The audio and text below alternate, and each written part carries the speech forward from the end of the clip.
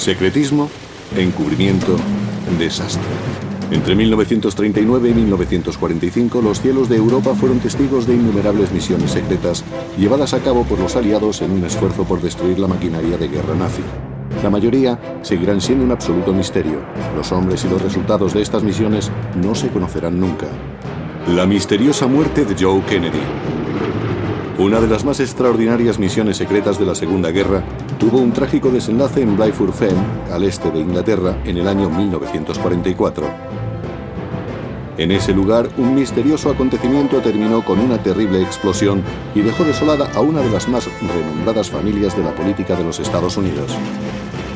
En la tarde del 12 de agosto, un bombardero, el Navy Liberator, perteneciente a la Marina de los Estados Unidos, despegó de la base aérea de Fairfield. El aparato iba cargado con 374 cajas de Torpex, un potente explosivo que pesaba más de 10.000 kilos. Era una bomba gigante con alas. En el aire se le unió como escolta un escuadrón de aviones de guerra de las fuerzas aliadas, pilotados por algunos de los más extraordinarios aviadores. Uno de los aviones escolta, un Mosquito, era pilotado por Elliot Roosevelt, hijo del presidente Roosevelt. El Liberator, la bomba voladora, estaba pilotado por Joe Kennedy hijo. Muchos pensaban que podría llegar a presidente de los Estados Unidos.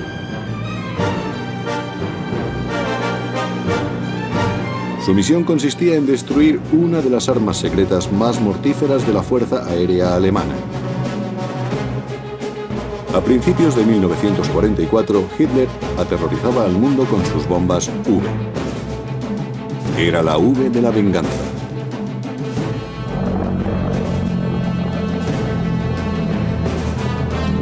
Durante semanas, las bombas V llovieron sobre Londres y otras ciudades europeas. El 12 de agosto, Joe Kennedy, que tenía 29 años, estaba al mando de su bombardero Liberator cargado de explosivos.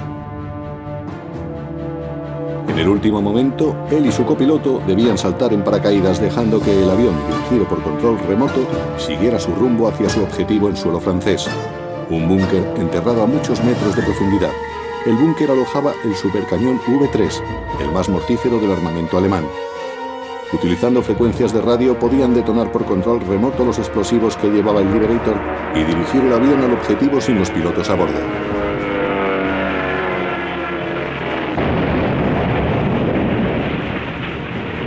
A las 6:20 de la tarde, el Liberator de Kennedy sobrevolaba Blythburgh Fen en el condado de Suffolk, al este de Inglaterra. Pero de repente el bombardero explotó, convirtiéndose en una inmensa bola de fuego. La aeronave quedó totalmente destruida. Kennedy y su copiloto iban a bordo. La misión secreta había terminado en catástrofe. Inmediatamente se ordenó encubrir el siniestro. Casi 20 años después, el hermano menor de Joe Kennedy, Jack, se convertía en el presidente de los Estados Unidos. Durante su periodo en la presidencia, se publicó un informe sobre la intempestiva muerte de su hermano. Sin embargo, dicho informe estaba plagado de contradicciones y solo sirvió para avivar las especulaciones sobre los verdaderos acontecimientos de la fallida operación. La misión del bombardero ha permanecido en el más absoluto de los secretos durante más de 60 años. ¿Cuál es la verdadera historia que envuelve la misteriosa muerte de Joe Kennedy? Joseph Patrick Kennedy hijo nació en Boston en el año 1915. Era el primogénito de una familia americana de origen irlandés formado por Rose, Joseph Kennedy y sus 9 hijos.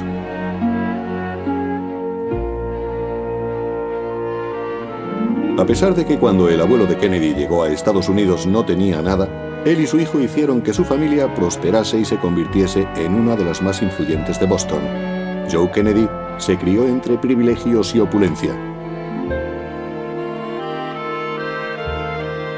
La familia estimulaba la competencia entre los hermanos como una manera de formar fuertes personalidades. Dinámico y atlético, Joe Kennedy hijo prometía desde joven. Joe era además un excelente estudiante y un entusiasta deportista. Su padre, Joseph Kennedy, uno de los hombres más ricos de Estados Unidos, era una figura controvertida. Decían que utilizaba su dinero y su poder para conseguir favores políticos. En los años 20, durante la época de la ley seca, se cree que amasó una gran fortuna con el contrabando de alcohol.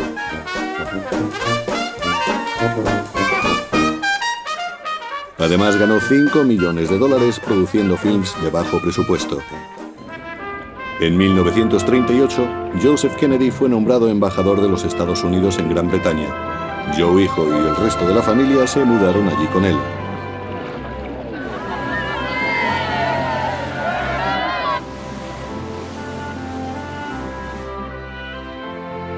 En Inglaterra, el nuevo embajador y su atractiva y alegre familia se incorporaron al mundo de la alta sociedad británica. El embajador tenía múltiples obligaciones oficiales. Su familia disfrutaba de una época dorada. En ocasiones eran los invitados de la familia real inglesa.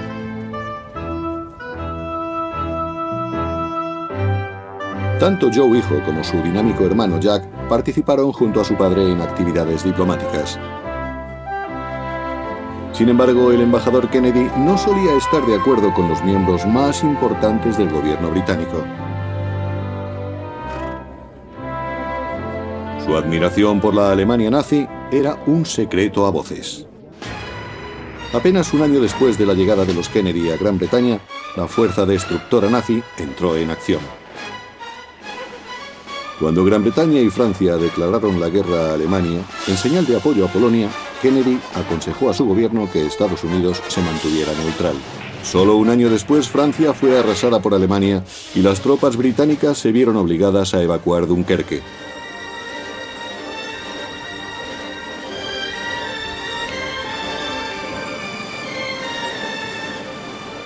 Hitler se sentía eufórico y creía que podía conquistar toda Europa.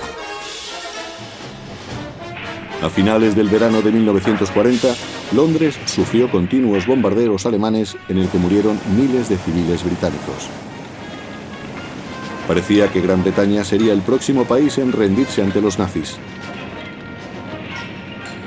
El embajador Kennedy, sorprendentemente, mantenía su postura. Unless we are attacked, the American people do not have to go to war. They will not go to war if they will to stay out of war. If I am called an appeaser because I oppose the entrance of this country into the present war, I cheerfully plead guilty.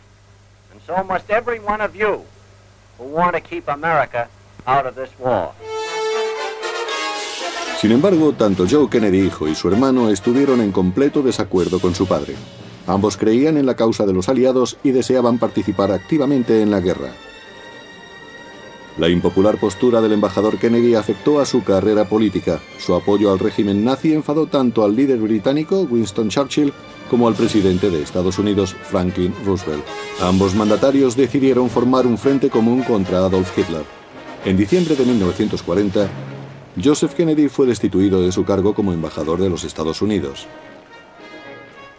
Joseph continuó fiel a sus ideas, pero no podía prever los acontecimientos que pronto iban a suceder. El 7 de diciembre de 1941, Japón efectuó un ataque sorpresa sobre la base naval norteamericana de Pearl Harbor.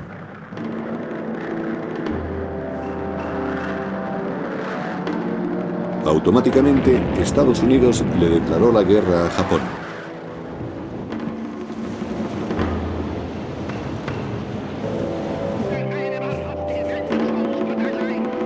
Y a los 3 días, Hitler declaró la guerra a Estados Unidos. Poco después, Joe Kennedy hijo se alistó en el ejército y se preparó para ir a la guerra. El hijo mayor pronto estaría en plena línea de fuego, metido de lleno en el oscuro mundo de las misiones secretas. A comienzos de 1942, Estados Unidos se preparaba para entrar en guerra.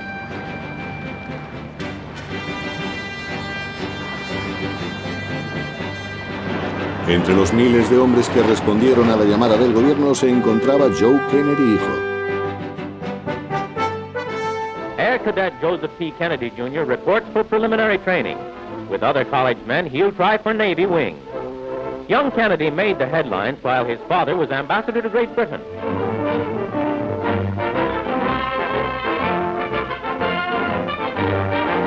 Now now it's a front seat in America's defense for a young man who saw what happened over there.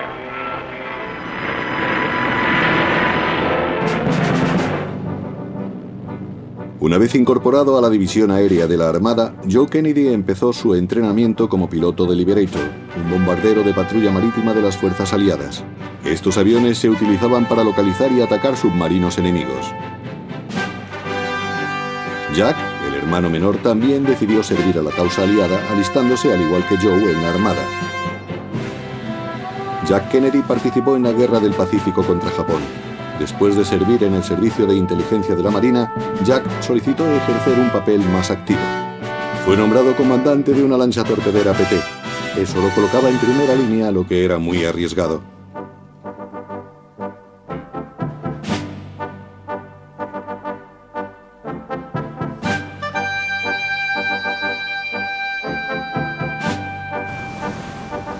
En agosto de 1943, la torpedera PT-109, comandada por Jack Kennedy, se vio envuelta en una feroz lucha cerca de las Islas Solomon. Las rápidas torpederas americanas eran lanchas de asalto que atacaban convoyes enemigos o instalaciones costeras, a la vez que hacían labores de reconocimiento para advertir a los suyos de la cercanía de buques de guerra enemigos. Una noche de agosto de 1943, el escuadrón de Jack Kennedy partió para patrullar una cabeza de playa ocupada por tropas estadounidenses. Esa noche, un destructor japonés chocó contra la torpedera PT, partiéndola por la mitad.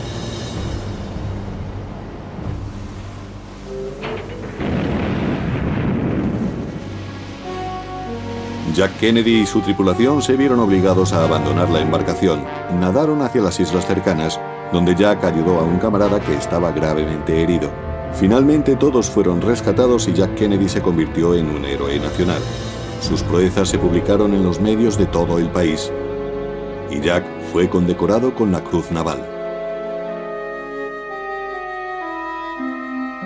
En franca competencia con su hermano menor, Joe Kennedy hijo se sintió aún más presionado. Su oportunidad llegó en octubre de 1943, fecha en la que fue trasladado a Gran Bretaña para luchar contra los U-Boats de la Marina alemana. Para entonces hacía casi 4 años que se libraba la importante batalla del Atlántico.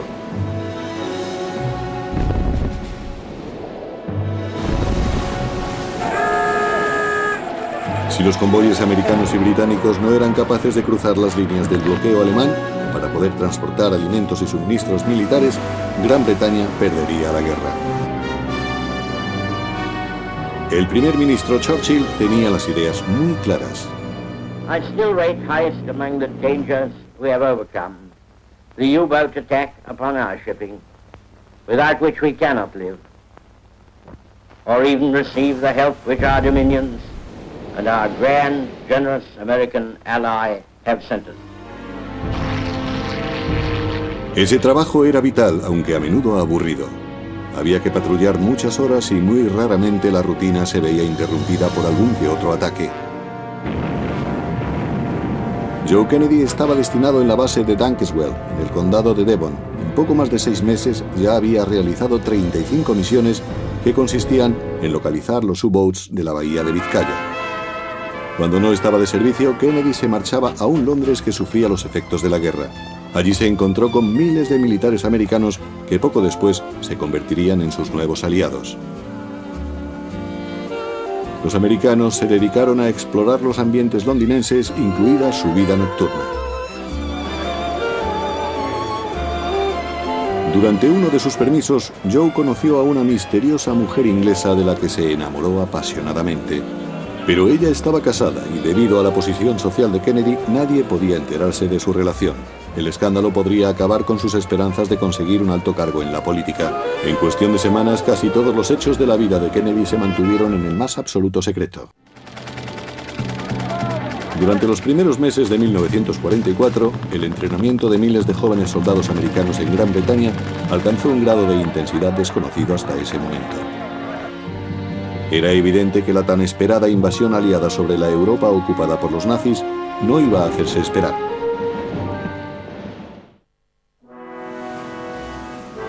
El 5 de junio de 1944, los aliados iniciaron el cruce del Canal de la Mancha con destino a Normandía. La liberación de Europa había empezado. Durante el día D, Joe Kennedy realizó varios vuelos de reconocimiento, pero no entró en acción.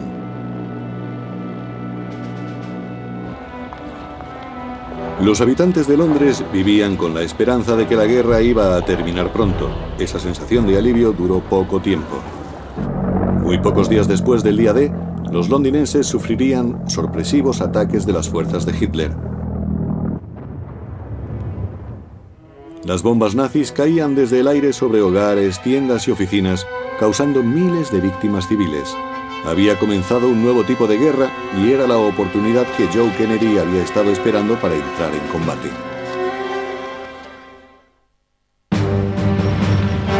El programa nazi, que consistía en el diseño y la construcción de bombas lanzadas desde el aire, había comenzado mucho antes de la Segunda Guerra Mundial. Sin embargo, dado el éxito inicial de la Guerra Relámpago, Hitler no consideró necesario utilizarlo desde el principio. Hacia 1943, la balanza de la guerra empezaba a inclinarse en contra del ejército alemán. Cuando parte de su ejército se vio forzado a retroceder debido a las cruentas batallas libradas en el frente del Este, Hitler decidió utilizar su poderoso armamento. En el verano de 1944, sus dos primeras armas de la venganza estaban listas para ser lanzadas sobre terreno británico. Los londinenses llamaban al misil V1 la bomba que zumba por el peculiar sonido que emitía su motor. En el momento que cesaba el sonido, la gente corría a los refugios. La explosión iba a ocurrir en cuestión de segundos. Las V1 eran lanzadas desde rampas construidas en el norte de Francia. Las subían a las rampas con la ayuda de un motor.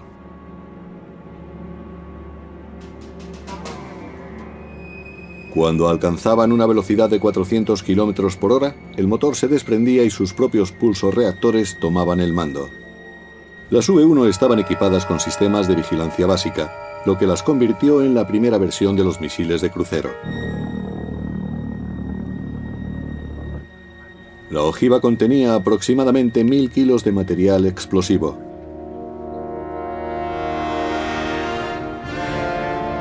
Más de 2000 bombas V1 cayeron sobre Londres.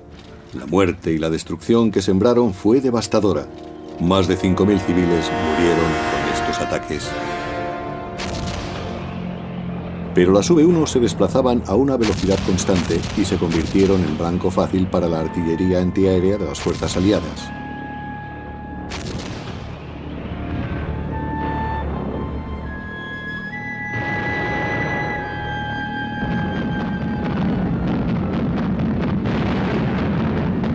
Los británicos se apresuraron a poner en funcionamiento su fuerza aeronáutica más veloz, incluyendo al nuevo jet Meteor, capaz de localizar y destruir los misiles alemanes en cuanto eran detectados en las pantallas de los radares aliados. A pesar de volar a gran velocidad, la fuerza aérea aliada podía interceptar los V1 y derribarlos.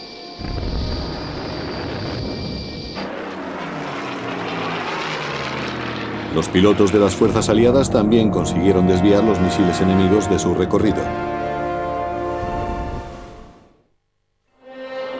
Sin embargo, no podían defenderse de los misiles V2 de la misma manera. Estos eran cohetes balísticos de gran alcance. Su desarrollo había comenzado a principios de los años 20.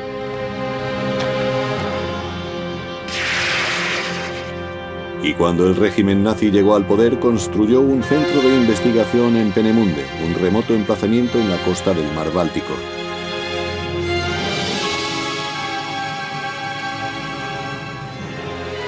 El primer lanzamiento del V2 que se realizó con éxito tuvo lugar el 2 de octubre de 1942.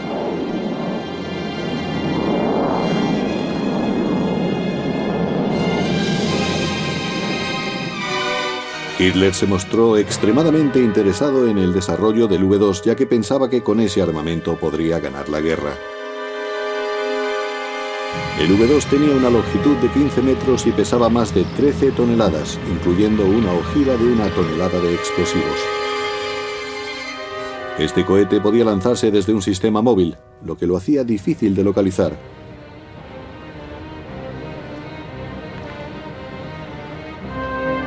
Con un motor alimentado con una mezcla de alcohol etílico y oxígeno líquido, este cohete podía cubrir una distancia máxima de 320 kilómetros en menos de 4 minutos.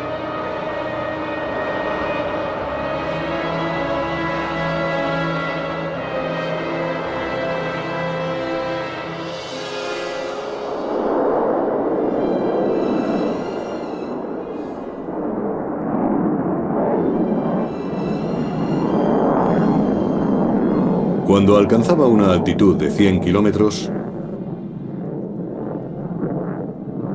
se precipitaba a tierra a una velocidad de 3.000 kilómetros por hora, demasiado veloz para ser interceptado o derribado por la artillería aliada. Más de 1.000 cohetes V-2 cayeron sobre Londres, causando alrededor de 10.000 víctimas civiles. La moral de la población se derrumbó. Sin embargo, los V-2 tenían la desventaja del emplazamiento de sus lanzaderas, ya que los aliados podían localizarlas y destruirlas.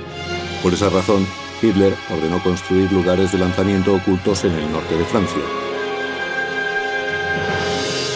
Estos refugios construidos con cemento armado eran perfectos para almacenar los V-2 y lanzarlos contra Londres a una cadencia de 2 por hora.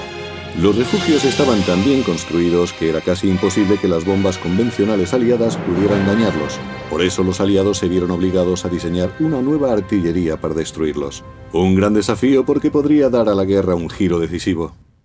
Aparte de tener las letales bombas V1 y V2, los científicos nazis estaban terminando el proyecto del cohete V3, una amenaza aún mayor y el arma más potente y más secreta de la época de Hitler. El V3 era un cohete de largo alcance, también denominado bomba de alta presión. Los cilindros pesaban alrededor de 2 toneladas y se lanzaban a la estratosfera, pudiendo cubrir una distancia de 150 kilómetros. El proyectil aceleraba gracias a una rampa de 120 metros de longitud por medio de una serie de cargas dentro de unos contenedores. El mayor británico Tharp describió su funcionamiento. En el caso de un arma convencional, lo que en realidad se hace es golpear el proyectil con un martillo. Se golpea con un martillo muy pesado para que imprima fuerza. Es como si le diéramos un único golpe a una bola de golf. En cambio, con este sistema se va cobrando velocidad con el empuje. Digamos que la presión que ejercemos estará guardada detrás del cilindro durante todo el trayecto que éste realice a lo largo de la rampa. Este armamento estaba enterrado en búnkeres subterráneos construidos con cemento. Las entradas estaban protegidas por puertas de acero de 20 centímetros de espesor y desde la superficie solo se podía distinguir un orificio de 15 centímetros de diámetro. A 30 metros de profundidad, un laberinto de túneles alojaba militares y municiones. Una vez puestos en marcha, los cañones lanzaban un raudal de carga explosiva a un ritmo de 2 por minuto sobre la ciudad de Londres. Sus efectos eran devastadores. Las bombas V2 y V3 no se parecían en nada a lo que los aliados conocían, pero debían tomar medidas desesperadas y detenerlas como fuese. Los bombardeos convencionales no podían dañar los lugares de lanzamiento. La única forma posible de destruir los búnkeres era utilizar un método más preciso e indudablemente más peligroso. El alto mando americano y el británico decidieron formar un equipo de hombres de élite para destruir los sitios de lanzamiento, lo que significaba ir directamente al corazón de la Alemania nazi. Joe Kennedy, el primogénito del clan Kennedy y aspirante a la presidencia de su país, se ofreció como voluntario. Allí iba a encontrar su final rodeado de un halo de misterio. La única forma que tenían los aliados de responder a los ataques de las V2 y V3 era bombardear los lugares de lanzamiento, pero estos estaban fuertemente protegidos en refugios construidos con cemento armado y acero. Era necesario utilizar un método nuevo para poder lanzar poderosas bombas que detonaran sobre los búnkeres. La Armada y el Ejército de los Estados Unidos competían para ver cuál de los dos era capaz de diseñar la artillería más efectiva.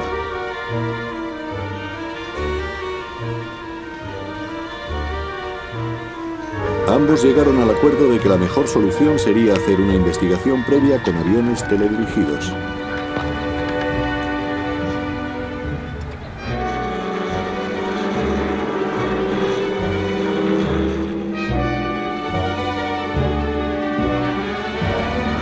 Ya se habían realizado progresos en sistemas de control dirigidos por frecuencias de radio y el éxito obtenido era considerable.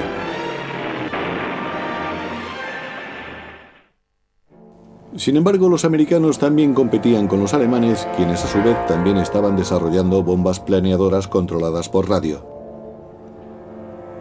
La Ruhmstahl 1 era la bomba más avanzada construida en esa época. Se dirigía hacia su objetivo guiada por medio de señales de radio transmitidas desde el avión de lanzamiento. El misil alemán era lanzado por un cohete de impulsión desde una altura de 8.000 metros y una vez liberado en el aire podía recorrer casi 10 kilómetros. El 9 de septiembre de 1943, el X-1 obtuvo su mayor éxito cuando 12 bombarderos alemanes atacaron buques de guerra italianos que acababan de rendirse a las fuerzas aliadas. Un misil dirigido contra el buque de guerra Roma pasó a su lado y explotó justo debajo del casco.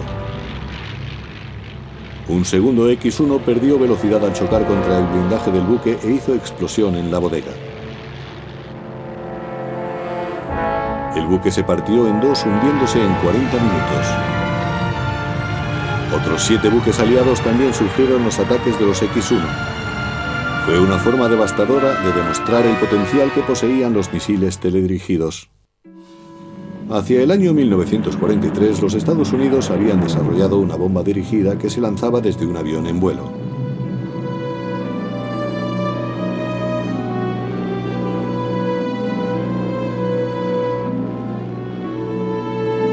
Iba dirigida a través de señales de radio enviadas por un operador que iba mirando las imágenes en un aparato de televisión primitivo.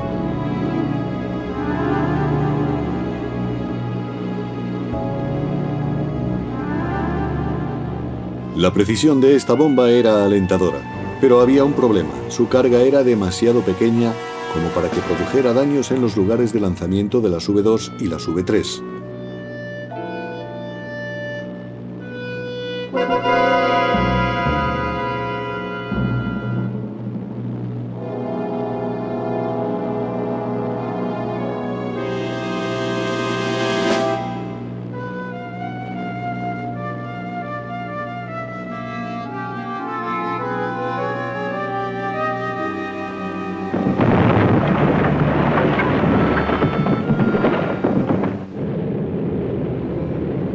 Los científicos estadounidenses decidieron usar la misma tecnología con aviones pilotados que llevarían la carga explosiva.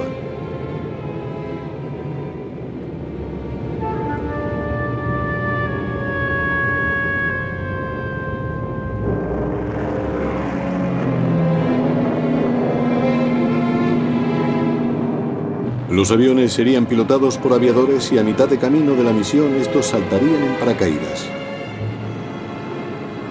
Después el avión volaría hacia su objetivo dirigido por control remoto.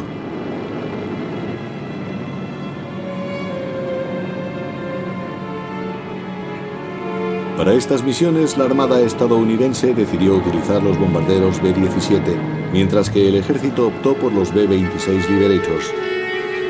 Sin embargo, las primeras pruebas no fueron muy esperanzadoras. Se demostró que los bombarderos podían iniciar el vuelo sin problemas, pero tanto el pilotaje con señales de radio como los instrumentos de detonación eran primitivos y existía la posibilidad de que las bombas cayeran antes de tiempo.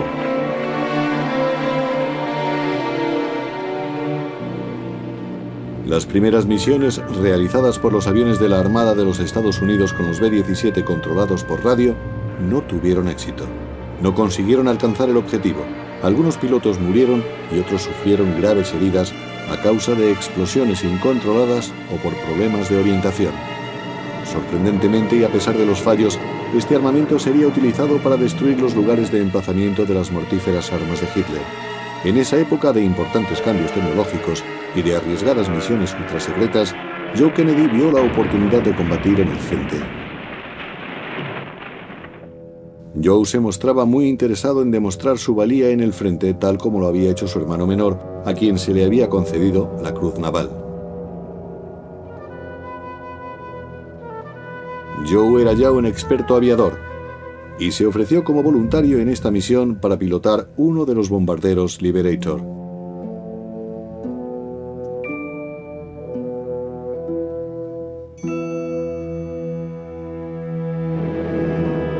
Se cargaron 10 toneladas de explosivos Torpex en el Liberator.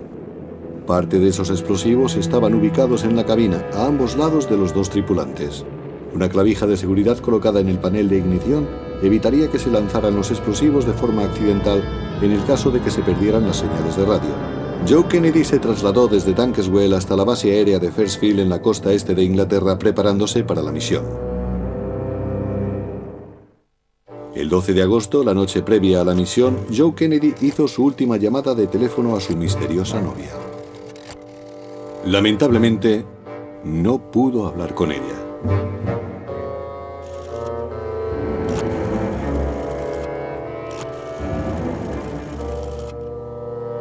2 días antes había escrito la que sería su última carta a su hermano Jack. Llevo 10 días en medio del campo. Es un sitio remoto, mucho más lejos de cualquier población de lo que te puedas imaginar. Cada día pienso que es el último que voy a estar aquí. Pero seguimos sin entrar en acción. Estoy harto, aunque el trabajo es interesante. Es una misión secreta y ya sabes cómo es de secreto todo lo que tiene que ver con la Armada. El día de la misión, Kennedy y su equipo de apoyo recibieron detalles de los objetivos.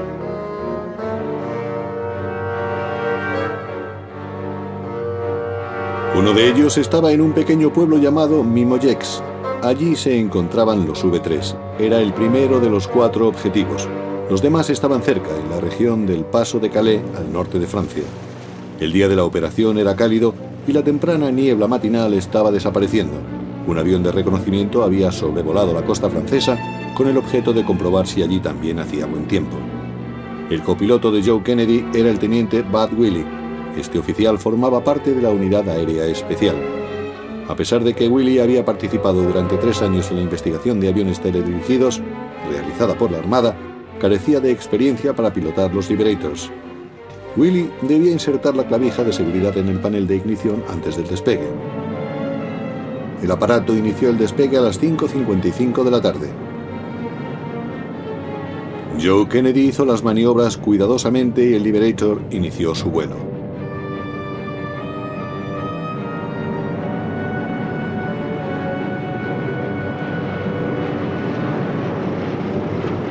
Aunque llevaba una carga bastante pesada, el aparato respondió bien desde el principio. La bomba voladora formaba parte de un escuadrón de 14 aviones. El Liberator iba detrás de un avión B-17 que era el líder de la misión. El código que identificaba a Joe Kennedy era Suit Black. 2 cazas P-38 llevaban material de fotografía para captar imágenes de los objetivos desde el aire. En ellos iban los comandantes de la misión. Los seguían 2 aparatos Lockheed Ventura portando un equipo de control por radio. A continuación iban 2 aviones Mosquito. Uno de ellos debía informar sobre el tiempo y el otro, pilotado por Elliot Roosevelt, hijo del presidente Roosevelt, debía fotografiar a Kennedy cuando saltara de su avión en paracaídas. Un segundo aparato B-17 tenía la misión de transmitir información sobre lo que ocurría en el canal. 6 aviones de combate P-51 Mustang les escoltaban para defenderles de los aviones alemanes que salieran a su encuentro sobre el canal.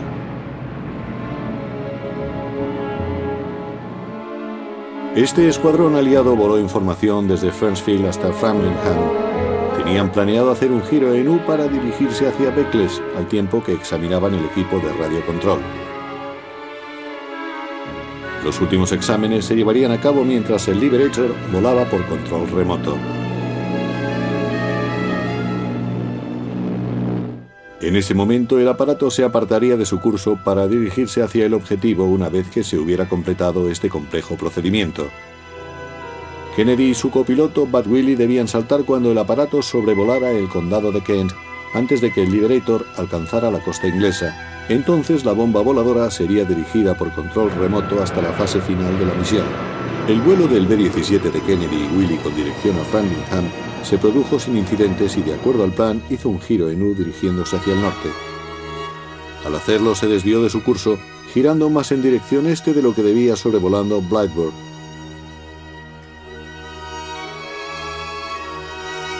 Siguiendo las instrucciones, Kennedy comenzó el traspaso del mando al control remoto. Para indicar que todo iba bien, usó la frase en código Spade Flash. Fueron sus últimas palabras. De repente, el Liberator explotó a las 6:20 de la tarde sobre Blythburgh Fen. Nunca se encontraron sus cuerpos. no hubo ninguna explicación oficial.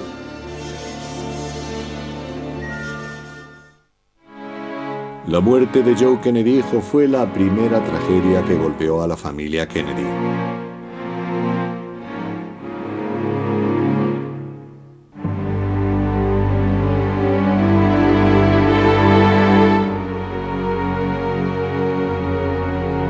Parte de la carta oficial dirigida a Joe Kennedy padre decía así: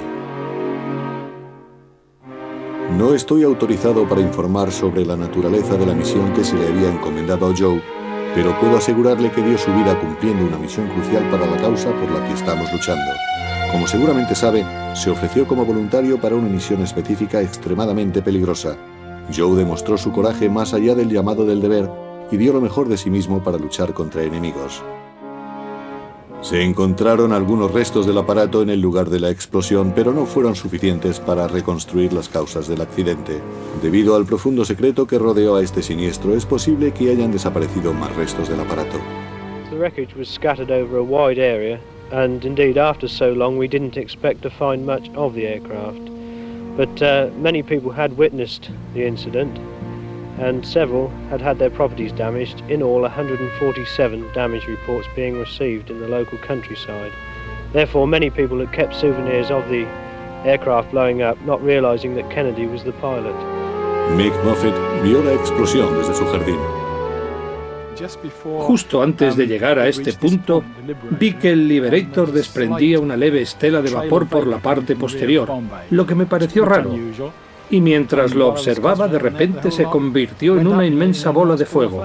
El Liberator había desaparecido.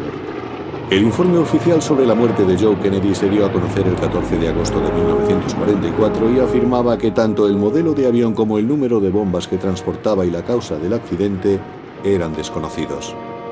No mencionaba los peligros inherentes que representaba tener una clavija de seguridad en el panel de ignición, ni la posibilidad de que la carga podía ser accionada de forma accidental una vez que se retirara dicha clavija. Tampoco mencionaba que los responsables sabían que la clavija, al estar en el panel de ignición, podía calentarlo y disparar la carga accidentalmente. Momentos después de que Joe pronunciara la frase en código, seguramente extrajo la clavija del panel. A partir de ese momento, los interruptores estarían expuestos a las señales de radio. Joe y su copiloto volaban dirigidos por control remoto. Entra dentro de lo posible que algunos de los aviones escolta rompiese el silencio de la radio. Cualquier interferencia podría haber encendido la carga, haciendo explotar el aparato de forma inmediata y sin dar ninguna oportunidad a los tripulantes a que saltaran. Joe Kennedy fue condecorado con la Cruz Naval con carácter póstumo.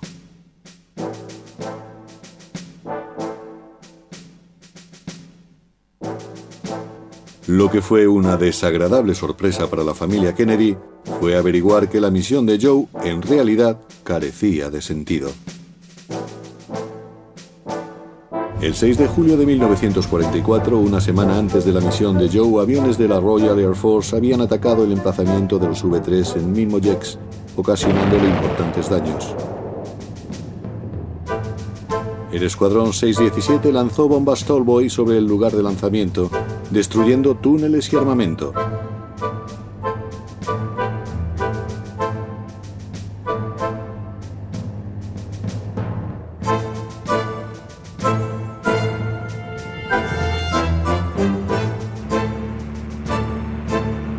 El cámara que grabó este ataque, Tom Bennett, describió el efecto que produjeron las bombas Tallboy.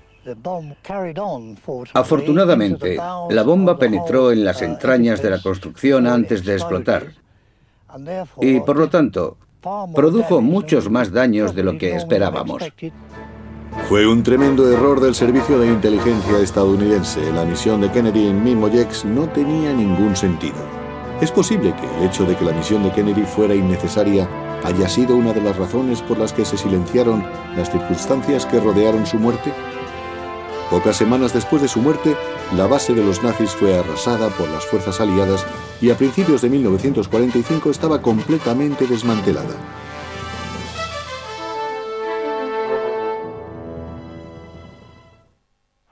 La guerra terminó en mayo de 1945 tras 6 años de encarnizada lucha. parecía que las circunstancias que rodearon la muerte de Joe Kennedy seguirían siendo un misterio. Sin embargo, una nota publicada 20 años después de su muerte hizo que se reabriera el caso y que se plantearan nuevos interrogantes sobre su muerte. I, John Fitzgerald Kennedy, do solemnly swear that you will faithfully execute the office of President of the United States. That I will faithfully execute the office of President of the United States. En 1961, el hermano menor de Joe Kennedy, John, logró cumplir con la ambición de su padre. Al fin, un Kennedy llegaba a la Casa Blanca. Habían transcurrido casi 20 años desde la misteriosa muerte de su hermano. Parecía que los hechos que rodearon el fallecimiento de Joe seguirían ocultos para siempre. El almirante Samuel Eliot escribió el primer relato sobre la muerte de Kennedy para la revista Look un año más tarde. Dicho relato se basaba en documentos que el propio presidente le había proporcionado, haciendo públicos por primera vez los detalles de la muerte de su hermano en una misión secreta durante la guerra. Pero sorprendentemente, muchos de los detalles incluidos en el artículo eran incorrectos. El lugar del accidente estaba equivocado, al igual que el objetivo, porque mencionaba Heligoland en lugar de Mimojex e incluso afirmaba que el avión de Joe había sido derribado. Parecía que los verdaderos detalles eran demasiado vergonzosos.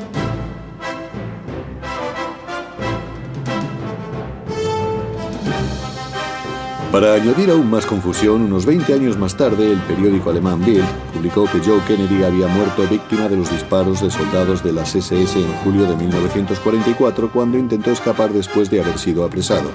El artículo decía que un antiguo soldado alemán llamado Karl-Heinz Behn afirmaba que durante los últimos y amargos días de la guerra, mientras servía en la unidad antiaérea cercana a Caen como teniente, había derribado el avión de Kennedy. Behn afirmaba que Kennedy se tiró en paracaídas desde su avión y fue hecho prisionero por soldados alemanes de la 12ª División Panzer durante la batalla que se desencadenó en el norte de Francia tras la invasión del día D.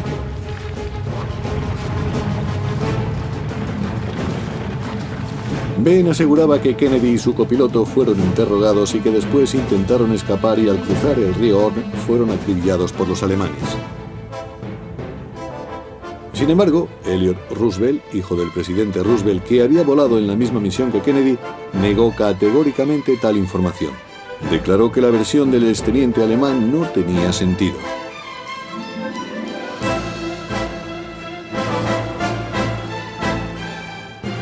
Roosevelt afirmó que había visto con sus propios ojos morir a Kennedy al explotar su avión sobre territorio inglés. Roosevelt aseguró que Kennedy iba a bordo y que no hubo ningún superviviente.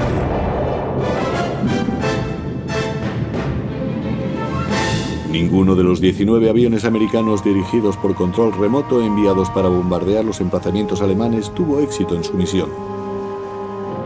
Puede que nunca se sepa qué fue exactamente lo que causó la explosión del aparato de Joe Kennedy, ni tampoco las razones del misterio que ha rodeado su muerte durante tanto tiempo.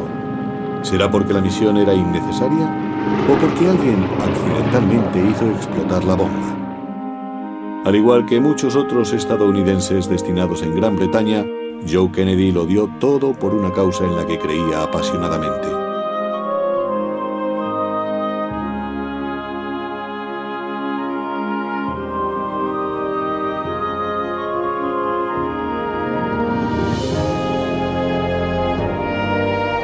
Su nombre aparece junto al de otros oficiales y soldados de la Armada estadounidense que dieron sus vidas por su país.